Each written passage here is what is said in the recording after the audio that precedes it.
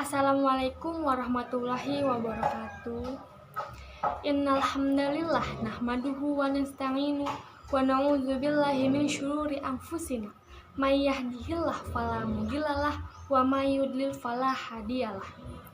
Asyhadu an la ilaha illallah wa asyhadu anna Muhammadan abduhu wa rasuluh. Amma ba'du. Baik, di sini saya akan mempresentasikan tentang strategi distribusi. Sebelumnya, saya Ruli Nur Parikoh, 1940-10213, kelas 19 Manajemen E. Dalam dunia pemasaran, tentu saja ada yang namanya pendistribusian.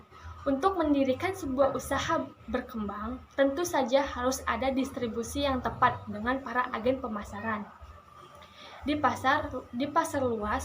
Dan salah satu hal penting dan menjadi dasar adalah urusan strategi distribusi. Strategi distribusi harus tepat sasaran dan harus sesuai langkah pemasarannya. Sebuah sistem manajemen harus mengambil langkah yang tepat dalam mengambil keputusan yang sangat kritis tersebut.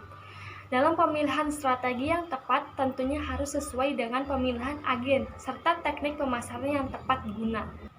Dalam dunia pemasaran, tentu tidak bisa terlepas dari faktor produksi, distribusi, dan konsumsi. Keseluruhan proses tersebut merupakan rangkaian dari sebuah strategi dalam proses penyaluran. Lalu, dalam prosesnya tentu harus mengenal lebih jauh tentang apa yang dimaksud strategi. Menurut ahli Philip Kotler, saluran distribusi adalah sekelompok perusahaan atau perseorangan yang memiliki hak pemilik atas produk atau membantu memindahkan hak pemilikan produk atas jasa ketika kita akan dipindahkan dari produsen ke konsumen. Kemudian, menurut ahli Wereb J. Kagan, saluran distribusi adalah saluran yang digunakan oleh produsen untuk menyalurkan barang tersebut dari produsen sampai ke konsumen atau pemakai industri. Dalam dunia pendistribusian, tentu saja terdapat beberapa jenis yang harus diketahui.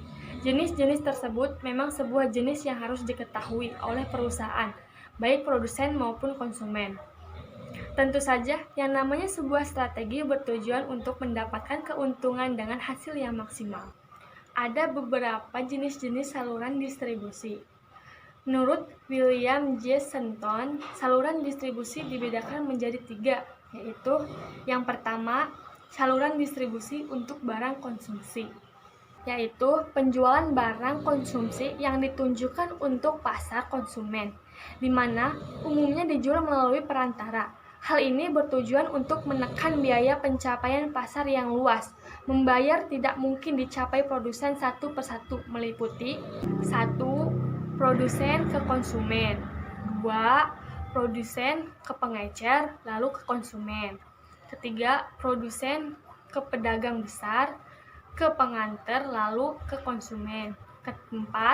Produsen ke agen, ke pengecer, lalu ke konsumen. Kemudian yang terakhir yaitu 5.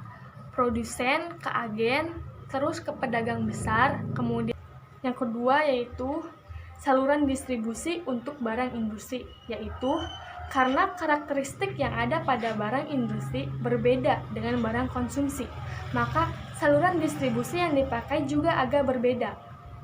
Dan yang terakhir yaitu yang ketiga, yaitu saluran distribusi untuk jasa, yaitu karena secara tradisional kebanyakan jasa-jasa dijual secara langsung oleh produsen kepada konsumen atau pemakai material. Mungkin cukup sekian presentasi dari saya. Kurang lebihnya mohon maaf yang sebesar-besarnya. Sekian dari saya. Wassalamualaikum warahmatullahi wabarakatuh.